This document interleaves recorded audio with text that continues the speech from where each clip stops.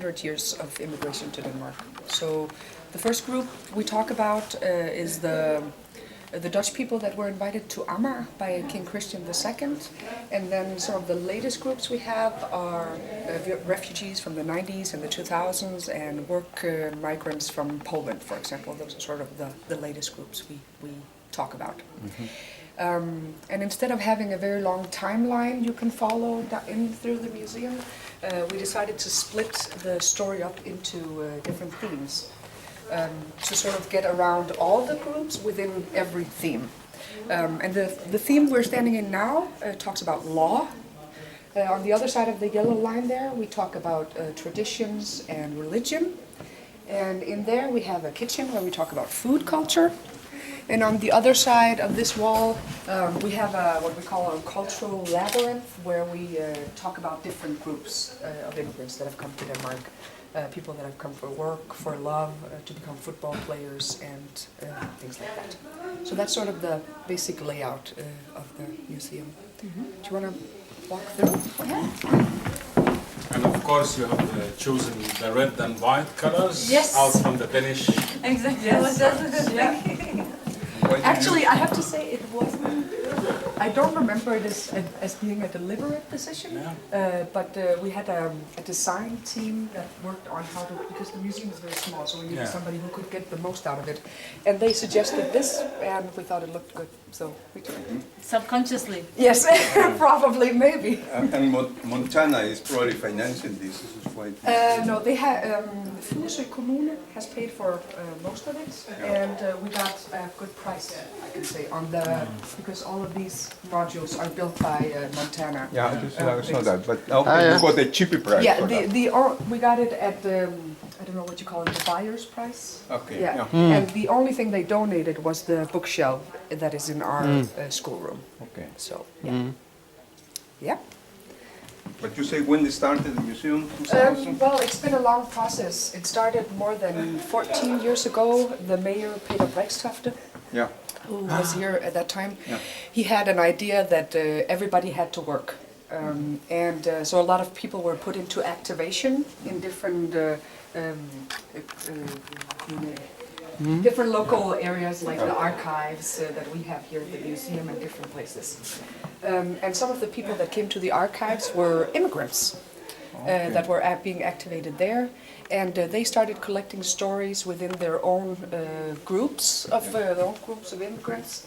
And they also collected some artifacts. And slowly there was a collection of artifacts and stories that could be used. And at the same time, the archivist had a research project going with the University of Copenhagen about Swedish immigration. So it just sort of was built from there. Okay. And in the beginning, the immigration story was just told in 2 small rooms in the local museum. And then in 2009, it was decided by the municipality that they would go for making a real museum.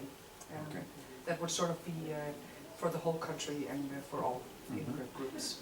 And in 2009, the director and one of my colleagues went on a trip to Bremerhaven, a museum in Germany, to New York, to Ellis Island, and to Canada to look at how the story was being told in other places. And then they came back with a lot of ideas, and the work started with getting stories and objects and. It was any reason because when you think that this change of government from the liberal has some influence of. A little bit because it's probably easier now to get money for things like this. I imagine. I don't know how it was before because I wasn't that involved in it, but maybe. But it's the act of Peter Brextofte. No, but it was sort of kick-started by his politics. By his craziness. So his craziness made this possible. That's a good You can say that probably if those immigrants hadn't been activated at the archives, maybe the process would have started much later, and maybe it would have started in Copenhagen instead of in Farum. Okay, so, but this is the reason why it's located yes, here and not in Copenhagen.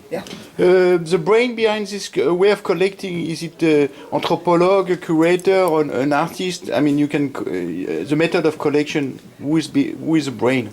Curators. Curators. Yeah. Because you could have artists like, I don't know, Annette Messager or Bolton. A lot of artists have worked with the idea of collections. Yeah. But here it's curator. Yeah. But curator are not people that take care of artists. Because in this case, I mean, the curator is somebody basically that organizes artists, but in this case, I mean, this is not art. You can also be a curator for cultural exhibitions. Culture, okay. Yeah. Yeah. And we have the curators that work at this museum have different backgrounds. I'm from moderne culture, modern culture, and my colleague is a historian, and we have an ethnologue. Is that what it's called? Yeah. Ethnologist? No. Yeah. Ethnologist, Yeah. And we've also had and his wife here, who's an anthropologist. Anthropology. Ah. This, you said that this is actually a museum for the whole country. Yeah, it's a landscape. So but it's financed by the town. Yeah, they pay the largest of what is being used for our salary and maintaining the place. But we also get from Kulturstyrelsen. I just wanted to make sure you're like actually having responsibility to like illustrate what is immigration. Yeah.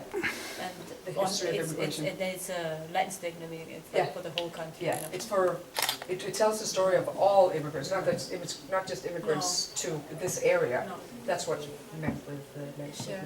Yeah. And how are there many immigrants living in Faro? Yeah, more than now? 90 nationalities. Yes. And how do they use the museum? Yeah, they do. Not as much as Danish people, but they do use it. But I don't think there is so many immigrants in Farum, although there are so many nationalities. Yeah. But about the number, not that the huge number as like in Brøndbystrand or other places. I think you would be surprised. I think you would be very surprised. I don't have the number, but there's a very large Turkish population, for example. Back to your question or explanation, how many years old this place here? It opened in January 2012. Oh. Yeah. And it starts about 50 years to 500 years. 500 Yes, years back. yeah. Is it too late, the idea? Too late? To make it. It should have to come. establish- It should have opened 10 years ago. Yeah, of course. Also, if it was opened 20 years ago, it's also too late. Yeah. Because you go back to 500 years. It would have been fabulous if it had opened many years ago, and if we had more space and all that. But it's here now. Yeah. But what is your vision? The vision for this future? museum. Yeah. I hope that we can continue telling personal stories both through the permanent exhibition, which it can be changed a little bit, like it's not permanent, and then through our changing exhibits. And what is the concept of the changing exhibitions? Is it? It can be cultural exhibitions where we use some of what we have in That's our... the space where Amir is now? Yes, Okay. yes. Where we use parts of our collection, like if we want to tell the story of Austrian war kids, we would do it down there. Yeah. But also these art exhibitions we make. But is it?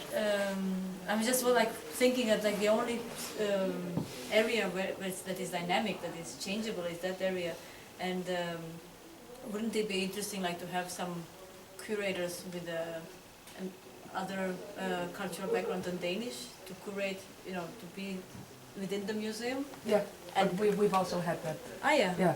Yeah, we had. I don't remember her name now. I know. Because that's a Somebody good who idea. had made a photo exhibit. The last photo exhibit we had was by somebody who had dual nationalities, and so. But is it somebody who works with you? No, somebody we hire in to do it. Okay. She was from where? Which The one woman of them? you talked about. One was from Slovenia, maybe? I'm not sure, I can't remember, but I can get you the name. if you Yeah, it's interesting. And the last one we had was called Diana Velasco, and she's half Spanish. But in your team of work, like permanent team, there are no I don't know other if anybody's... cultural. I mean, since it's a immigrant museum, maybe. Yeah, no, I somebody don't can sit think in the that office. anybody is a recent immigrant, no. There's three of us. How many are hired here?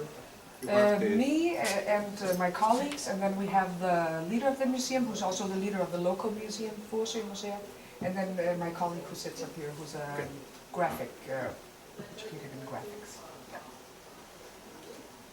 Okay. Yeah. I have a question maybe. No. I just want to ask the idea of this space, has it a role about the latest events, which is maybe negatives and positives, about the new immigrants as Muslims in Denmark, or Arabs or other nationalities?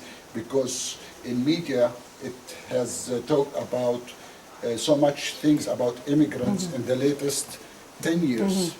Yeah. Does it have a role for opening this one?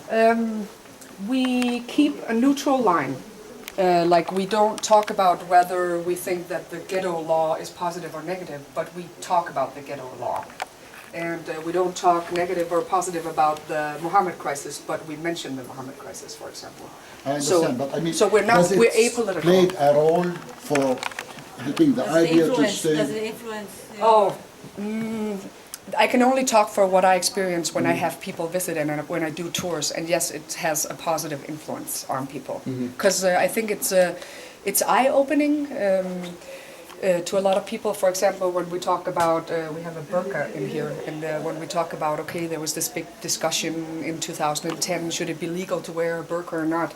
And people are like, yeah, should it be legal or not? And then when I tell them that they found out that maybe only 3 women wear a burqa, people are like, oh, well, maybe it wasn't that big of a problem. And, so it does change some mindsets.